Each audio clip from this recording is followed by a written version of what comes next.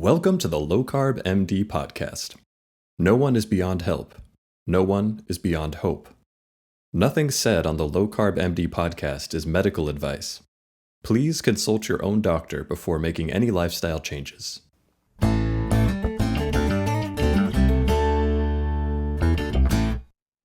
Hello and welcome back to the Low Carb MD podcast. Tro, we're reunited. We spent a week together on a boat and no one jumped off or threw us off. So that was fun. It's good to get back on the podcast. It's been too long.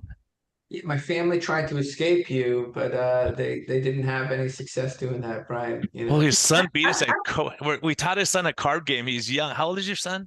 He's 8 years old. 8 years old. He beat us all. It was Really? humiliating. He beat us all. We were trying to teach him the game, and we're like, he doesn't know what he's doing. Then he's beating us every hand. He goes, "Oh, I'm going to win this hand." Right when he got his cards, we're like, "Oh my goodness, this kid!" All the low carb people got beat up by an 8-year-old. But it was fun. We had a blast. It was a good time. Yeah, we had a great time. I'm excited about today, and I'm sure, Brian, you're as excited as I am. Maybe you could talk about some of the controversy to set the stage for our, before we introduce our guests. So let's start there. Controversy, yeah. Tro, if we go back to this podcast, before I had gray hairs, we were in episode 10 and 13. We talked about nutrition, lifestyle, and addiction. And all the doctors in the world, not all of them, but most of the doctors in the world said this is crazy. Nutrition has nothing to do with addiction, mood, and all that. And so it's very interesting because we had a lot of clinical experience at that time. And Fat Fiction, a lot of these movies came out showing that people improved, and we had the clinical experience at the time. So we kind of laughed and said, just wait, give it time. And now we have Metabolic Mind. We have so many great people, Joan Iflin. So many people are talking about this topic now because there's some kind of a division where people think food addiction, alcohol addiction, drug addiction are totally separate entities. And we say, well, let's look at that. And we actually had Rob Sivas on episode 13. And we talked about all the addictions that went up after gastric bypass surgery. People are losing weight and all of a sudden they're depressed. They're cheating on their spouse. They started drugs. They started smoking. They started drinking for the first time. Why? Their drug of choice, which was food, was taken away from them. So, Tro, what do you have to say? Absolutely. This is a near and dear topic. I published it with Shivani Sethi and some others on nutrition, helping with binge eating and food addiction in 2020. We have a paper. By the time you are hearing this, you'll see our new paper on 44 patients on food addiction symptoms and binge eating symptoms going down with a nutritional approach. And I'm beyond excited because the guest we have today has been talking about this for decades.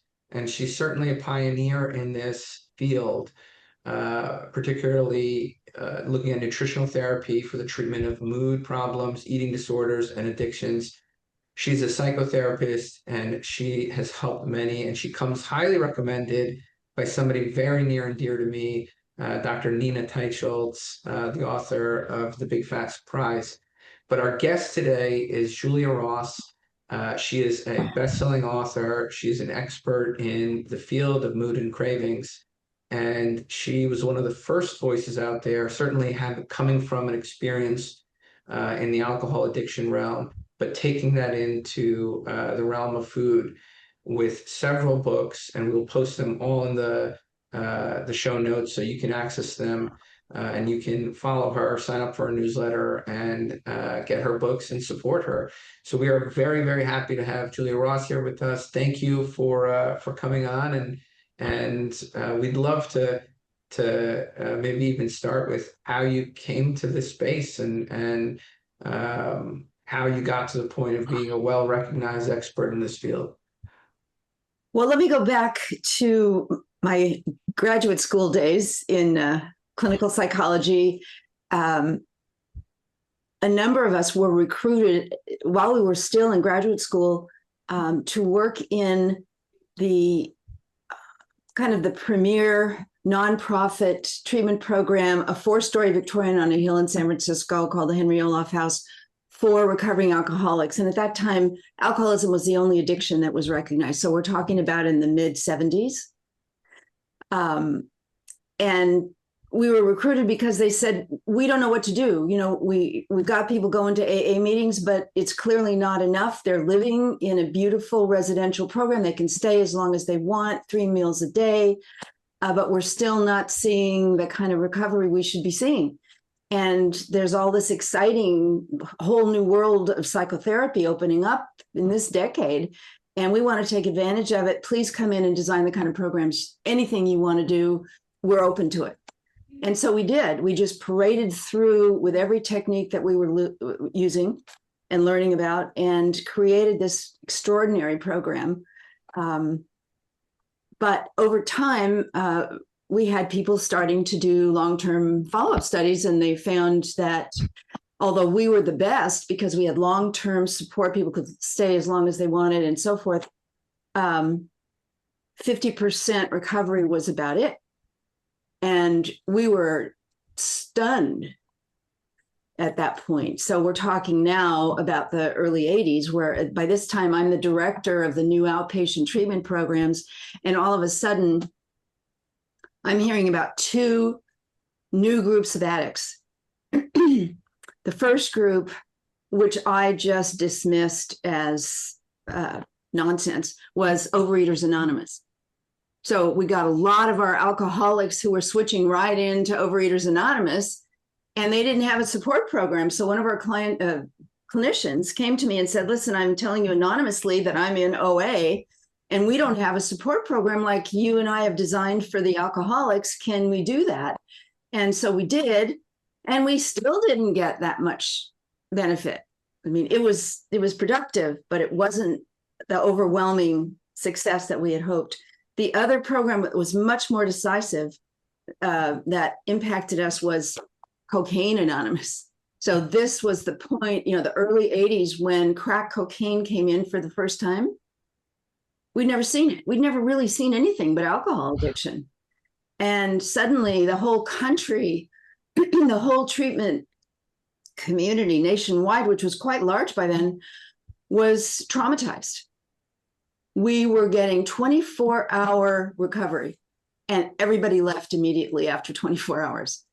So this is even in programs that where you had to pay $10,000 to get in, hospital treatment programs that, a 30-day model that existed at that time, no longer because it wasn't effective, and the insurance companies were able to shut them down. We were seriously considering a new field, getting into something else, because nothing we did touched it. And then we began to see something that pivoted me from being a passionate psychotherapist to what I call a neuronutrient therapist, which is someone who understands that brain neurotransmitters control our cravings and our moods to a tremendous degree, and that what we learned at that time in the mid-'80s was that there were very particular nutrients. A good diet generally was fine, but it wasn't enough. There were very specific nutrients that fed each of the 4 neurotransmitters that are the primary drivers of our cravings and of the negative moods that drive us to certain foods and drugs and alcohols and other behaviors. So what happened was that the field of neuroscience, studying the brain and its effect on our behavior and our feelings and so forth, was in its heyday in the 70s. It had been building through the 60s, and the knowledge was just tremendous. And worldwide, people were specializing in addiction. And what was going on in the brain, with people who were addicted. And they were coming up with very simple, clear-cut answers, and they began to tour the country talking to addiction professionals about what they were learning. And one of them in particular, he had his eyes on the prize. He knew what the nutrients were that could stop addiction, and he wanted to get them out there, and he wanted to make a lot of money doing it. And God bless him, So he began to educate us about these 4 neurotransmitters and the specific nutrients that could be found as supplements that corrected their levels very, very quickly. And I called colleagues on the East Coast who had started using this approach that I had worked, with and compared notes with for years. And they said, go for it immediately. This is the answer to your crack cocaine crisis. We have it under control here because we've been using one nutrient. So I had a nutritionist on staff because we were working with food addiction, right? And she did some research on that one nutrient. We started using it. I was on our first client in 1986. I can tell you about him. And we saw immediate improvement. He came in after a week and reported first week in 5 years that he hadn't used crack. So no, he wasn't a street addict. He was still barely hanging on to a job at the post office. But anyway, it gave us the clue, and we've been roaring through this, these options, these nutritional options, which are really very simple, take effect very quickly, don't need to be used long-term, and allow people to be free of the brain-generated cravings that drive their addictions to alcohol, drugs, and foods. The food addiction remains like a controversy, even though in the 70s it was clearly demonstrated in neuroscience that it was doing, addictive foods were doing similar things to the brain as alcohol and drugs were. Also, you can't leave us hanging here. What nutrients do you think are the beneficial ones for I addiction? don't think. What do you know? We've been doing it daily since the mid 1980s.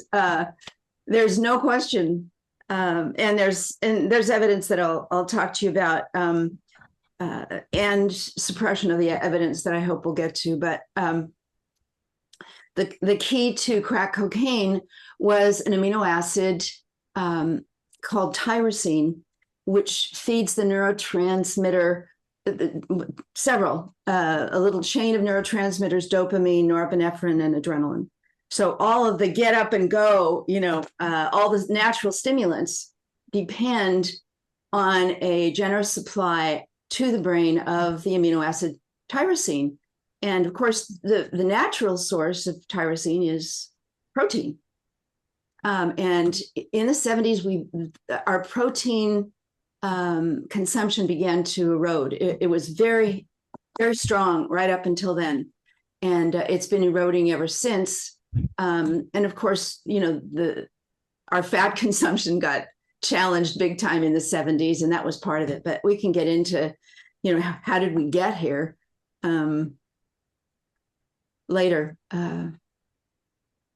unless you want me to go forward now. But tyrosine is the key. So when I say the key, let me tell you about a client who came in later. The first client was African-American, had been a bodybuilder, had a great family, very stable job at the post office. And he was like this far from losing everything because everybody was so sick of him. He'd been through 3 or 4 different programs, and he always came back to crack. And we sent him home with a bottle of tyrosine and told him, what we thought was the best dose, which was about 1,500 milligrams 2 to 3 times a day. But a few years later, we got another interesting client, Native American, who had just been through a 3-month beautiful program for Native Americans in Canada. Everybody was behind him, the Indian Health Service, his family, and he just couldn't make more than 3 days sober and clean. And he was using cocaine as well as alcohol. And they actually brought him in from quite a distance, about a 4-hour drive. And we did, for the first time, something that we do with everyone now, and that's amino trialing. So we use these nutrients immediately, and we get immediate response. I'm talking within 3 to 5 minutes, so that we get, a real-time sense of, is this going to work? This person has all the symptoms of, in this case, dopamine norepinephrine deficiency, but does he respond to, the amino acid precursor that we found to be so successful with people like that? He had all of the symptoms for all 4 neurotransmitter deficiencies. And we just said to him, you pick, which set of symptoms do you want to get rid of first? And he pointed to fatigue, inability to concentrate. He said, I really can't even talk. I'm so tired. And we gave him some tyrosine, and we actually filmed this. His team filmed this. We watched him within 3 minutes start his eyes, which were dead and centered on the floor, started to track and sparkle. He started looking at us, making eye contact. He started to move in his chair instead of being completely almost comatose. So that was our introduction to another diagnostic process that we could go through using these nutrient supplements that are so incredibly potent and targeted to these brain centers. You talk a little bit about, because I know you certainly know about many of them, some of the interventional trials that have looked at amino acid supplementation and drinking and cocaine and can you talk a little bit about what's the current state of the evidence in the medical literature? Not saying that that's end all be all, but what does that look like right now? Well, right now we're experiencing what I call the dopamine hoax. Every bit of popular opinion on what's behind our capacity to experience reward, pleasure, and so forth is focused on the amino acid dopamine. And with our experience, going back 40 years, dopamine is the least important of all the neurotransmitters in terms of immediate benefit. And there's plenty of evidence for it. I can send you 3 studies right now. I'm about to publish a blog called The Dopamine Hoax, because everybody thinks they know the answer. It's really hip to talk about dopamine, but in fact, we know that we can assess and correct any kind of deficiency, including dopamine deficiency, and using these amino acid precursors. And when we give the precursor to dopamine, nothing happens on the subjective level. No improvement in reward, no improvement in craving. And what we do get is improvement in the downstream. Dopamine immediately converts in part to norepinephrine, which is our mental energy, our enthusiasm, our excitement about life, and our ability to move and take action. So we've known for decades that dopamine was not the target that was going to benefit us in our work with addiction. So that's part of the answer. What I can also tell you is that starting in the 1970s, when neuroscience started to publish like mad and worldwide, there was agreement on everything about the neurotransmitters. There are basically 4 that, are the primary drivers of our mood and appetite. And,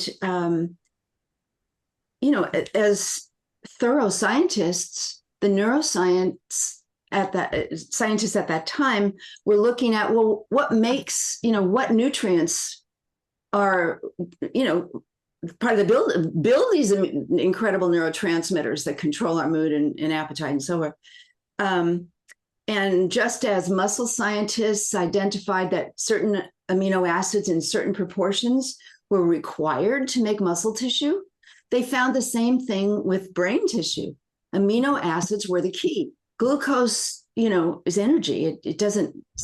It's not specific in its effects. And same with fats. It's the proteins, it's the amino acids that they found, and they narrowed it down. They knew exactly which amino acids of the 20 found in food were required to create these 4 extraordinary neurotransmitters. And you might want me to say what they are besides norepinephrine, which is the least of them when it comes to craving, by the way. People don't typically crave ice cream for energy. Some people crave sugar for energy, definitely. But most people are looking for an endorphin high. They're looking for pleasure. They're looking for pain relief. They're also looking to relax. They're looking for tension relief. Many of them are looking for relief from hypoglycemia, from low blood sugar crashes that, drive them to quick sugar, as a fix, but it's really the quick sugar that causes the next hypoglycemic crash.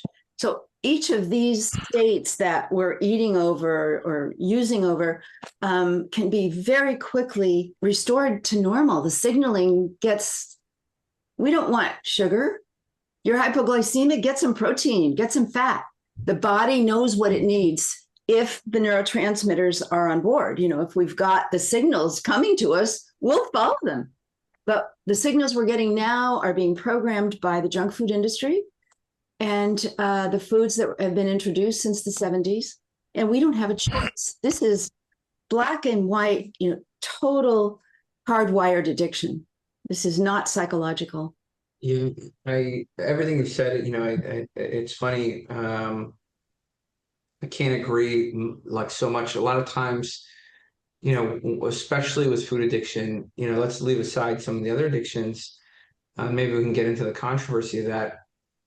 When we have patients who come to our clinics and we're measuring sort of, their blood sugar, and we're seeing how their hypoglycemia is basically 3 or 4 times a day, and we're looking at their nutrients, and all of their nutrients are beyond low single digits, those people, those are the people who have the highest desire to restrict.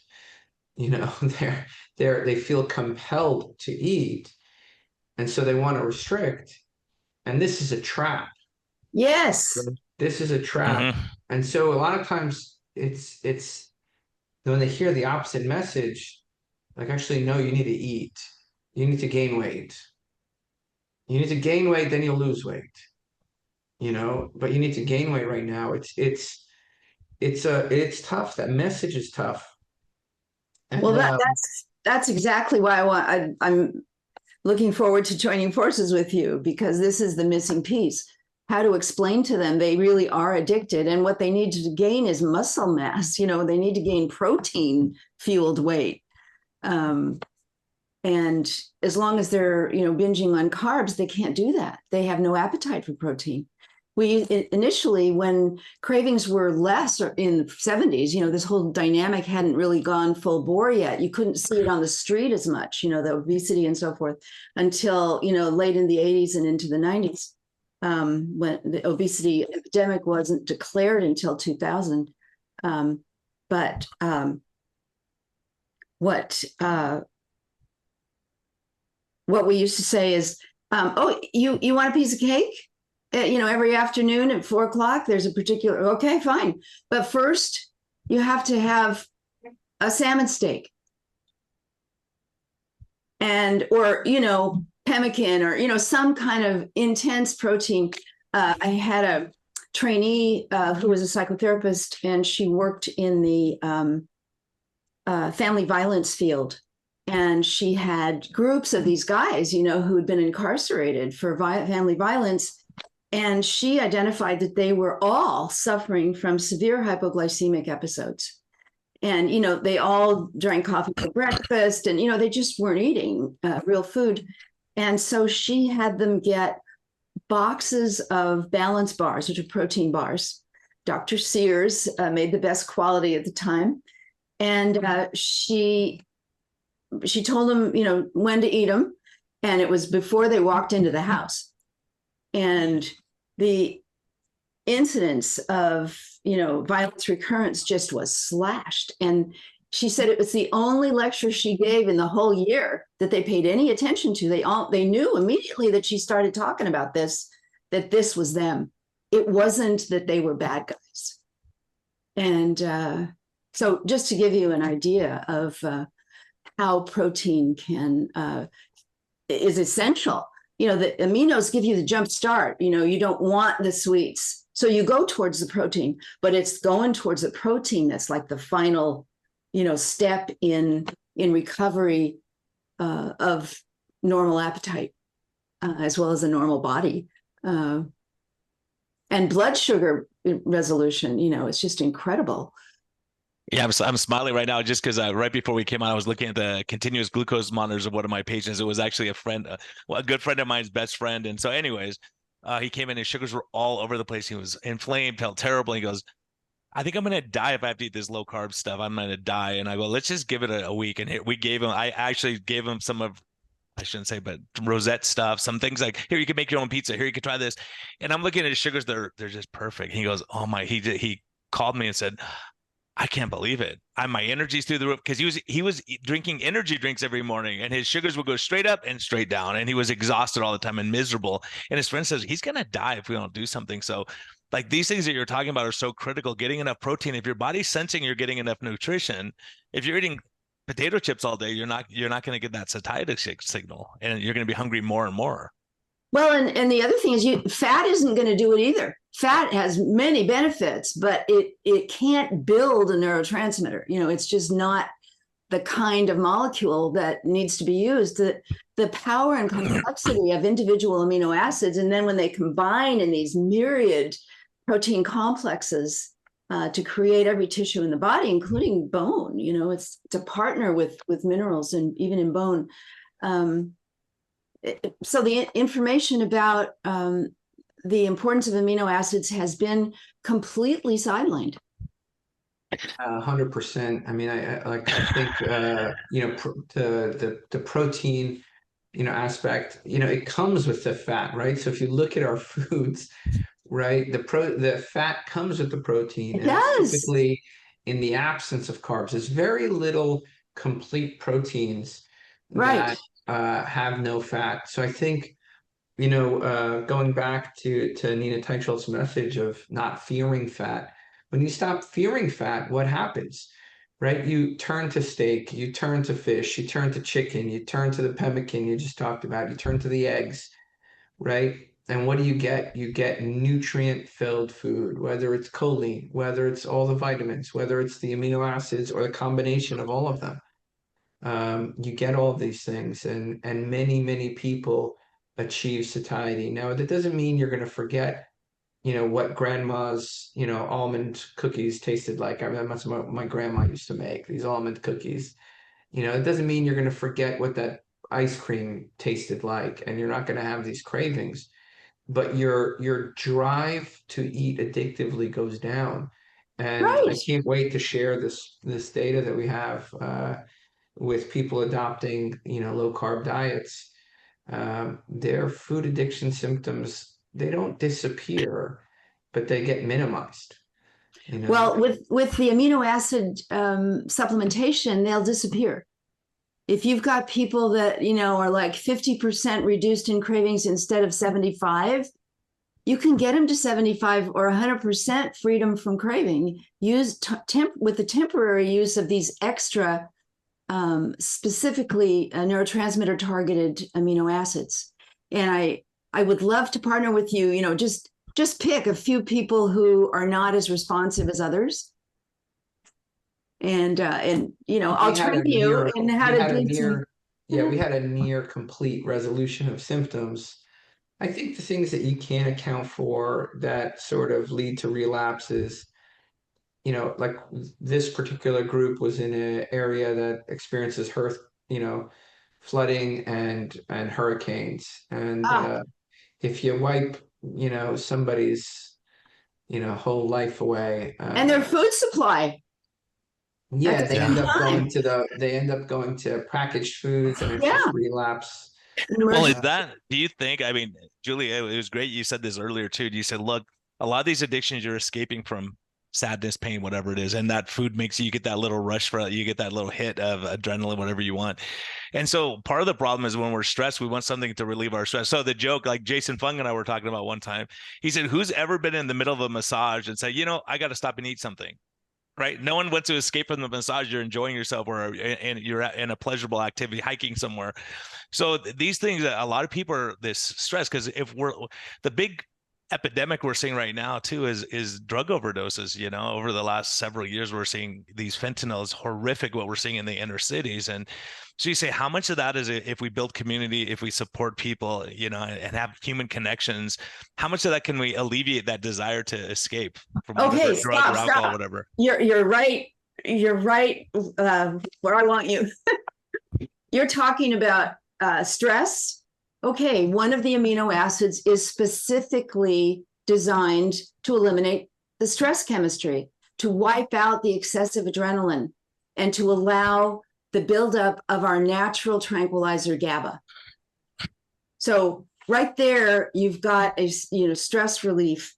But then you went on to talk about, what are we going to do about the opiate addiction? You're talking about endorphin deficiency.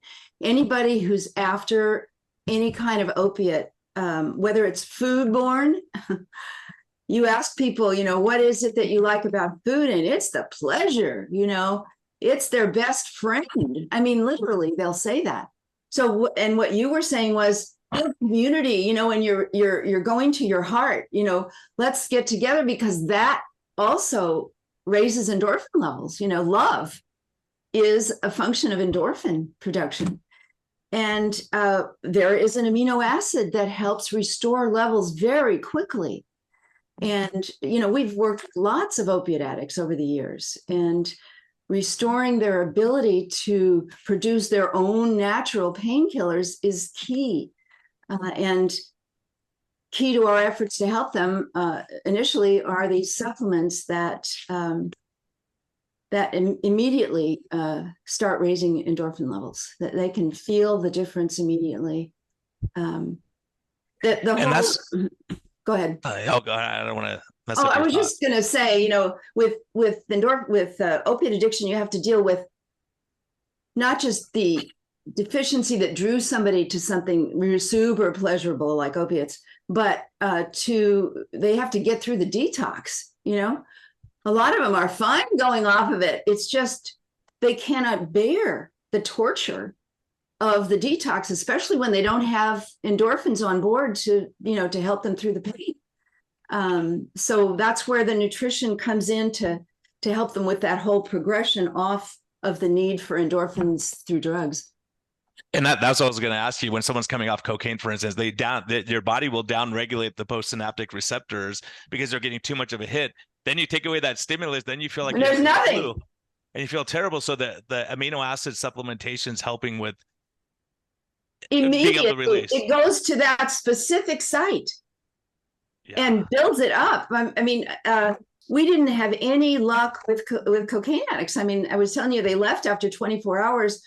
But as soon as we started, and when I say we, clinicians all over the country who are receptive to this neuroscience, viewpoint and the nutrients that are pointed to, and started using them, all of us started seeing recovery in 24 hours. So they weren't dead. They were, crawling. They could see that they weren't their usual self when they tried to quit cocaine, when they were on tyrosine. And they started to have an appetite. It started to work immediately in their favor. I'd like to know what the landscape of I have to re-familiarize myself with the data on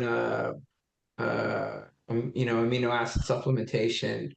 But I think you probably, between your books and your knowledge, can you, what are some of the most compelling, studies that you've seen that have, besides obviously your eyes has seen this in real life. You've done it, you've seen it in real life. But it came out of the science. We would have had no clue whatsoever to experiment, even though we were all into nutrition in the 70s. We were open to it, but we didn't know anything about it, and nobody really did. So you've hit on really the key here is that the nutrition factor in building neurotransmitters and maintaining their levels, the nature of the neurotransmitters and what they could provide us, all of that was fully known and published in the 1970s, in the 1970s and 80s, in the first half. And there was a tremendous excitement about it. Those of us who weren't neuroscientists heard about the amino acids, and they're easy to find, inexpensive. One of those amino acids was already very well known very well studied. I don't know if you know Judith and Richard Wortman's work at MIT. Between them, they wrote, a shelf of books on neuroscience. And they were particularly focused on the neurotransmitter serotonin. And there was a lot of interest in serotonin, which culminated in a huge industrial, pharmaceutical push towards SSRIs, selective serotonin reuptake inhibitors, starting with Prozac, which was released in 1987. Well, there was, full knowledge. Where did serotonin come from? We haven't even talked about depression as a driver of food addiction or other addictions. Well, low serotonin is our inner sunshine. I mean, literally, even scientific studies about the origin of serotonin talk about, embodied light, they're rhapsodic about it. And the single nutrient that immediately converts into serotonin and with immediate subjective benefits is called tryptophan. Are either one of you familiar with that term? Yeah, tryptophan. Oh, yeah, sure. Yeah. Okay. So everybody knew about tryptophan at that time. It was the one amino acid that was like a household word. Everybody knew about it. And that included the psychiatrists in the country and a lot of just, general practitioners. They heard depression, they heard insomnia, they knew tryptophan would do it. They gave it. It was a hit. They were heroes to their patients. They adored it. That was great. They were not open to any other nutrients, or, nutritional advances or anything, but somehow that door opened for them because of the neuroscience and the excitement around discovering what nutrient really created our ability not to be depressed. So in 1987, the pharmaceutical industry came out with the first of 10 planned SSRIs. They were planning to complete studies and release and sell a whole bunch of them. Companies were going to compete with each other for the best SSRI, and it was all planned ahead. Here's the problem for them, which they did not foresee initially, and that was that in 1987, when Prozac was released, the first SSRI, it did not sell well. And the reason it did not sell well was because the doctors knew about tryptophan. And they said, we don't need Prozac. We've got serotonin covered. Give me something else. What have you got for, people are totally exhausted or, can't concentrate, and they didn't have anything else. And they had this whole plan of rollouts of SSRIs going down through the decades ahead of them. And they could see where that was going to go. So in 1989, they mounted a concerted effort to ban tryptophan. And they were hoping for a lifetime, a complete ban. They weren't able to do that. But what happened was a small and not terribly reputable Japanese company. The Japanese developed the amino acid technology for supplementation development. They sent a batch of tryptophan that was contaminated. They later testified in court. They knew it was contaminated here in the United States. And I think 11 people died, 11 to 15 people died. And over 1,000 people got very ill. And some of them never recovered. They just kind of limped along in life, and others recovered. It was a mixed bag that they, recognized over time. Well, that company never made any more tryptophan. The other companies that were making tryptophan for science never made contaminated batch. To this day, I've never made a contaminated batch, but it was enough to allow the FDA to step in and say, we're banning tryptophan. And after a huge struggle, a nutrition sophisticated scientist was able to prove that tryptophan itself as a supplement was safe. It was the contamination that was the problem. And so they limited the ban to 15 years. So at the end of 15 years of no conversation about amino acid supplementation, new people not experiencing tryptophan's magic and saying, oh, I'll try this other amino acid then, there's new science on that too. Science was shut down, the public information was shut down, the access was shut down, and that was the first major suppression of this nutrient therapy. There was a second one in the late 90s when the same neuroscientist that introduced the concept of amino acid therapy in the first place created a formula with Schiff specifically for food addiction. And he did a fabulous study of 125 post-optifasters. Half of them got nothing. Half of them got an amino acid blend of four low potency amino acids, dramatic differences in the two groups. No other counseling was provided about diet or anything. So they launched it, they got the product into all the pharmacies, and suddenly the pharmaceutical industry has prevailed upon 20 Minutes to show a segment that questions whether 5-HTP, which was in this formula, had just been released, been used in Europe for decades, was a form of tryptophan, whether that might do the same thing as tryptophan had done.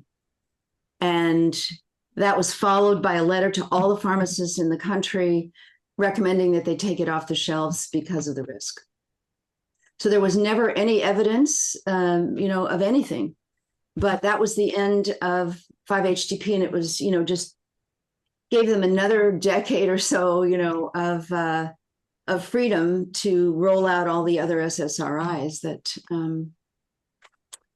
were in planning stages at that point. Yeah, it's wild information, and I understand some of the data that they had with the SSRIs was fabricated data, not real good data too. There's a lot of hocus pocus going on. That's why it's so hard as doctors to say, what do we believe, what do we not believe? Because doing supplements, you're not going to have a lot of randomized controlled trials because people don't have the big pharma money to put behind these kind of big studies, so most of it. They did. Yes. Well, let's go back to your question, which was, where do we get the science? I was basically answering, why don't we have science? I went to National Institute on Drug Addiction, which is headed up by Nora Volkow, a famous neuroscientist. And we met with a section chief, and he just loved us. He was asking, what can I do about my nephew's, depression or whatever. And at the end of 3 hours of meetings, we said, okay, so you're going to fund research on what we're doing, right? Who do you think among your, 200 scientists, researchers would be good to work with? And he said, we will never fund this. And he said, it's black and white. We never are allowed to fund anything that is not pharmaceutical based. Okay, so here's the good news, though. It's old news, but good news. So prior to 1989, there was worldwide research going on about amino acids and neurotransmitters and the whole process, and there was actually a textbook written on amino acid therapy by a psychiatrist and biochemist, a brilliant guy, Carl Pfeiffer, which we still use. I mean, it's incredible. And it's full of references. Everything he talks about trialing is based on science. And he knew the neuroscientists. So I actually sent a copy. This book is still available. And it's it's full of references to the science when it was at its height, before it was suppressed. Have you ever come across Bonnie Kaplan? Yes. The Better Brain thing. She's talking about micronutrients. She's kind of talking very similar, and they kind of went through the same things, it sounds like, where they got attacked by, all these governing bodies that just didn't, there was no bad outcomes anywhere, but it was just, they put fear into people of taking micronutrients of all things. Well, and yeah, micronutrients, we really are talking in that case of tiny amounts of the full array of nutrients that everybody's depleted in now. And people who have overt symptoms deserve to get such a gentle treatment. And I know that it can be helpful, and they're fearless. They'll go into any kind of not any, but many mental illnesses and so forth. But they found out about us, and we collaborated, and I designed a free-form amino acid blend with all the amino acids in it, and they used it as their micronutrient amino acid, contribution. But over time, they found other forms which really they've admitted since were not as good, but they were much cheaper. And so, their stuff is still good. It's just strengthening the amino acid content is always a great idea. So we're talking about much more targeted therapy that Bonnie doesn't know about. So I have a question. This is a question I wanted to ask earlier because I think it's relevant. Gosh darn, I'm going to get some hate mail on this one, but I'm going to say it.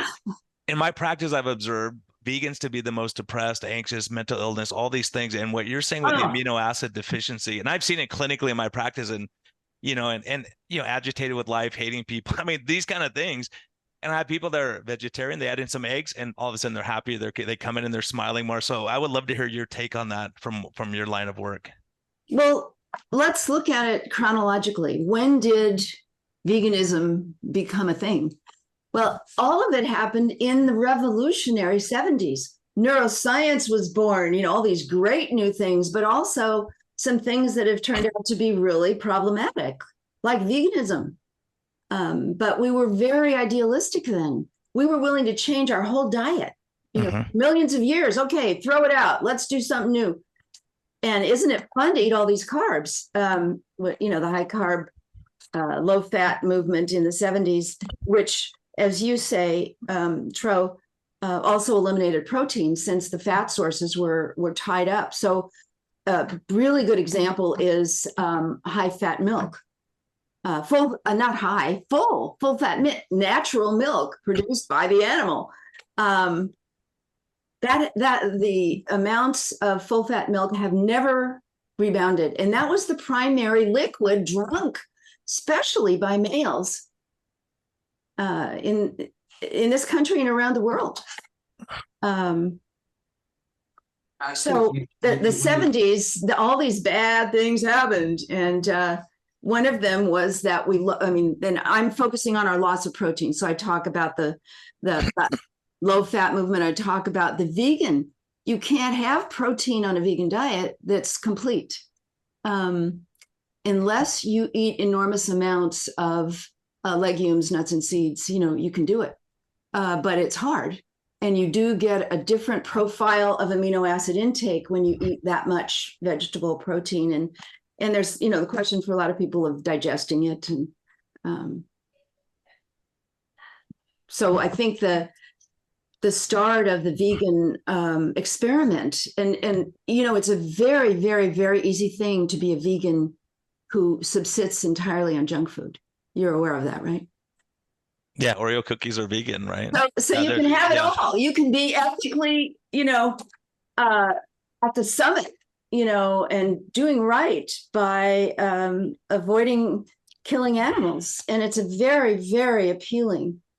Well, and that's what I'm raising is like when you're depressed, anxious, stressed, I mean, that's going to shorten your life expectancy, right? So everyone's afraid to eat meat, protein, and then they're shortening their life expectancy. Or why do you want to live longer if you're miserable the whole time? So I see that when people are just miserable, not happy, and so I'm thinking when and listening to you talk, do you think people can get adequate amino acids through diet, or do you think supplementation is critical for especially those struggling with mental illness like bipolar, depression, anxiety? Well, that's another deal altogether. It's terribly important and it's getting more and more common. But the amino acids alone will not stop a mood swing. They will only raise a low level. They cannot drop an overly high level. So they're helpful for bipolar, but it's not the whole answer. But we do have the whole answer now. So I can get back to that if you want. But the majority of people that we're all seeing are functional amino acid depleted individuals. They're living on carbs because they tend to be depressed and stressed and so forth. They're using food as a drug. So they're not that way all the time. And they think that that's the only solution. There's no concept that their own brain could generate good moods. They just think, they need junk food. And then, they'll be temporarily okay. And then, well, the other aspect too that was interesting from what you're talking about, this emotional attachment too. So during the lockdowns, so many of my patients were telling me, I just went back and I used to eat Honey Nut Cheerios when I was a kid and watch the cartoons. So a lot of people went back to these really horrific foods, and the sales went off though. I mean, all the stores were empty of these horrific foods because these people were trying to calm their nerves. That's right. And alcohol and all these other factors went in. Right. That was a perfect experiment for us.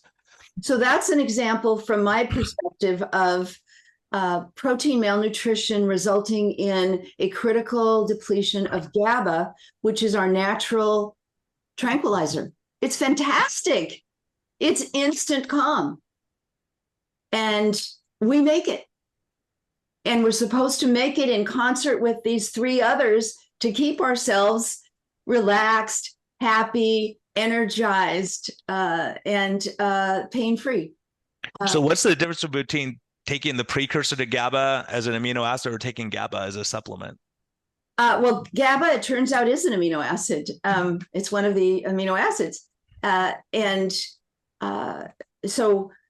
you started saying, well, what about using food source proteins for these mood problems?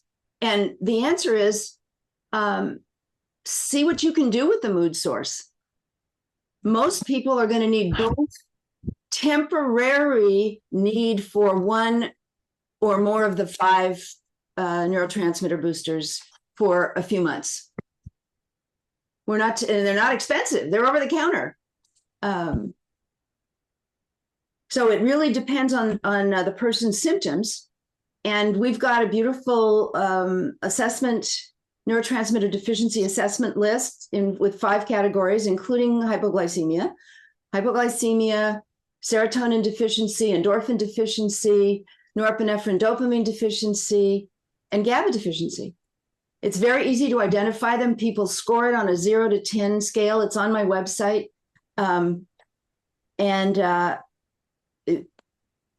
It's obvious who's got what degree of deficiency in that particular thing. And they may be somebody who just is over anxious and needs the GABA and needs to restore that part of the brain chemistry, or they may need all 5. And there's no downside to taking all 5. No. And right. It's temporary. You get your numbers down to 0 on a scale of 1 to 10 on the deficiency symptom chart. And then, a month later, you go off of them. And you score again a month later. And if you've gone off prematurely, you'll see some of those scores coming back. You'll take 1 or 2 of the aminos again for another couple months, and that's it. Except for emergencies, keep them around for times like a storm where you can't get real food, or you're sick, chronically ill, and can't eat, or, a lot of things can happen that can deplete you again. But in general, people don't find that because they go for the protein and the fat and the low carbs. Man, it's, Troy, these things always make me think, right? Because, I was telling you all about when I was in Guatemala, we had people, their protein calorie malnutrition, they eat a Yeah. terrible diet, and we give them a little protein and boom, their sugars get better, their everything gets better right away. And it's amazing. And the other thing is, and we've talked about in this podcast from day one, however many, Troy, you always have to remind me how many years ago that was, but all these carnivores were saying, I used to be depressed, anxious, Brett Lloyd comes to mind.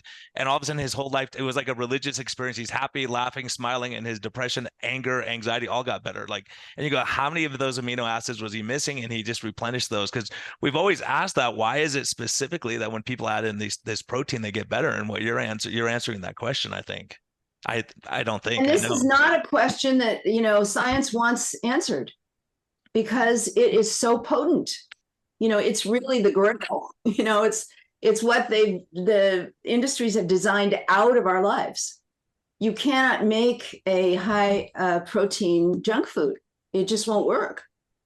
And it's expensive. Protein is a lot more expensive than, I think you could definitely make a high protein junk food. It's just not going to work as well, right? And I think that's the industry is amazing. They'll leverage any pathway they can, combinations of flavors, just enough sugar, additives, fillers, I think they could do it, but it's expensive. They don't need to, because they've got the focus on the fructose, the high fructose sugar, which is the key thing, I think, that came in the 70s. But when you put it all together, kill the fat, use a brand new sugar that's 10 times sweeter, meaning 10 times more addictive. They already knew that.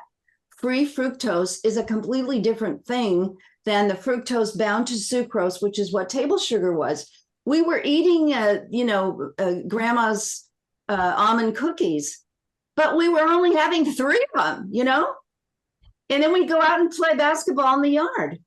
Well, back then, right? It came with the basis of a ton of real food. Yes. Afterwards, right? Our mothers were absolutely adamant. Yes, you can have it, honey. It's in the oven. You can have it, but not till after dinner. It was like a religion. 3 squares. I recently was at a book signing, and I said, does anybody know what 3 squares mean? Do you guys know what 3 squares mean? Yeah, 3 square meals. Yeah. No snacking between meals, right? Well, the room was completely silent. And finally, a real young guy, he might have been 17 or so, in the front row said, you mean like nerdy? Like a game? The 3 nerdy things?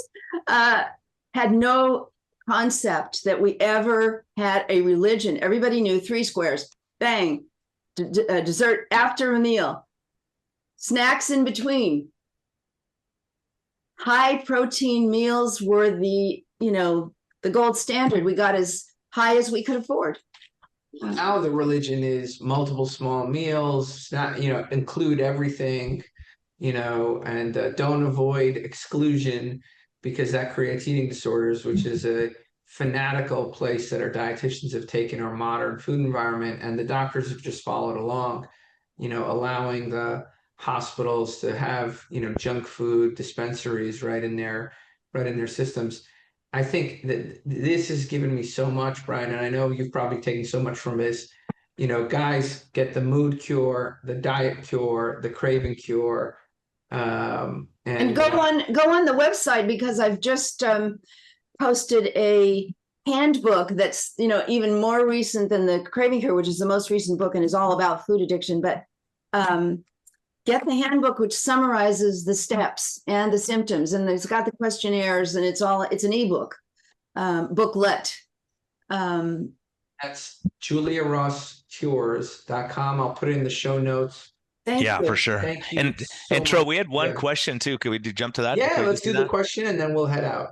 Yeah, there was a question about I don't know if you look at these at all, but GLP-1 meds, and what is that really helping with food addiction? Are there benefits to that for potential for carb, alcohol, and drug addicts?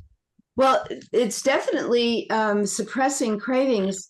I don't know exactly which neurotransmitters the drugs target, but we can suppress the cravings with the nutrients at least as well without any of the side effects. I mean, we're constantly seeing questions about, downstream effects, and I'm for anything that reduces cravings for junk food, but it doesn't come along with any suggestion, like, hello, the protein, the fat, It's really disingenuous to like take somebody who's nutrient depleted, who's hasn't had real food in months, doesn't know how to cook, can't cook, and then say you have a GLP-1 deficiency. It's a crime. Yeah, right? It's a crime. I'm not saying the yeah. GLP-1s are the problem, because there may be that person who needs a therapy. I can design a that the balance, but the opposite is a crime. What I just described is a crime. What I'll say is there's no free pill, there's no magic pill, because the other thing that we have to look at long term is when you lose that desire for food, right? You also sometimes lose that desire for companionship and sex, and things that are important in relationships. So there's a lot of people who've lost weight, but they're totally depressed, and a lot of people come off the meds. And so you have to look at these things, go, look, can we add meat in and add some amino acids, see what happens first? What they're doing though is, for males, they're adding testosterone right away because they're seeing, the loss of muscle mass and sex drive and so forth. And so they get this wonderful sense of euphoria, the chemicals, and I just don't know, I'm watching somebody shrink before my eyes on this cocktail right now. And he's not in the program. He's someone I know socially. And he's becoming skeletal, but he's not aware of it. He thinks he's full of energy and, muscle mass. I think there's an appropriate use. My fear is most clinicians don't know enough. They don't have the data from your books and sort of the clinical experience that we've been sharing for the past 6 years to rely on. Most of the docs out there are just, I have this new drug, and I think there's a harm there. Huge. Well, the advertising I hear on these clinics, they'll say, you don't have to change anything. You don't have to do anything. All you do is shoot this and you're going to lose your weight and you're going to be happy the rest of your life. Basically, it's like, the drug commercials where everyone's singing and dancing, and then they go, oh, by the way, you could go blind and lose a leg and all these things can happen. You could die. Well, okay. Somebody is terribly obese. They're in danger from it. They're insulin dependent diabetic, they're really paying the price of this diet. I would just love to see something comparing the amino acids and the GLP plus cooking lessons, or.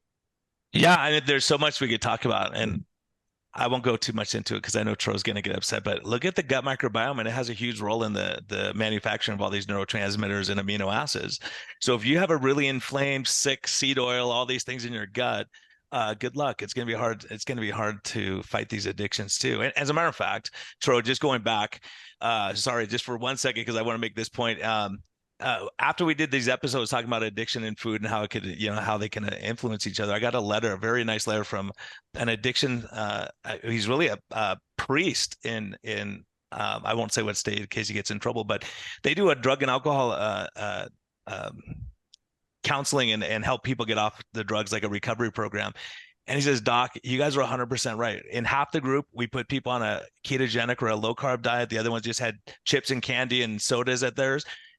The recidivism rate was at least 2/3 lower in the that when they changed their. He goes, I know for a fact it's working. And so he said, we don't have those things at our meetings anymore because we're seeing that stimulates that addiction pathway. So yeah, when it happens in real life with a lot of people, and this is a huge program he has, it's amazing to hear that. So what you're doing is so valuable, and I think so. If I'm listening right now and I'm an anxious, stressed out person who's going through menopause and all that kind of stuff, what would you say to do, like, as far as do you have a specific amino acid combination or a you can say the product, anything like that? No, we say go to the questionnaire, see what your deficiencies are. It's very unlikely that you have every deficiency, and pick one. Pick the one that's bothering you the most. Go to the health food store and get it's the supplement and experiment, and use the handbook. Really easy to guide yourself through it. And I have a virtual clinic for anybody that doesn't want to do that or is frustrated or has all 5 deficiencies. check out the virtual clinic and we'll help you real fast. Do you think there's a benefit of adding in, whey protein or different protein source, beef protein, things like that to a regular diet? Most of my patients say it's hard for me to get in the recommended protein. It's really hard to do. Oh yeah, physically. as long as they tolerate whey protein. Yes. The vegetable proteins just don't have tryptophan in them. They don't. Mm-hmm. So if you're really stuck on a vegetarian blend, then add tryptophan to it. Just dump some capsules of tryptophan into it so that you have that, because we're getting bodybuilders who are reporting on the vegetable proteins that they're getting depressed. Well, the balance of aminos is off. They're not getting the antidepressant tryptophan in their mixes anymore. So we recommend go back to whey, which has plenty. Awesome. Thanks so much. This is such great information. Thank you. This is amazing. Let's work together. Let's follow this up. I would love to. Absolutely. I would love to. Yeah. I think it's so important. And then we'll hopefully publish again, huh, Tro?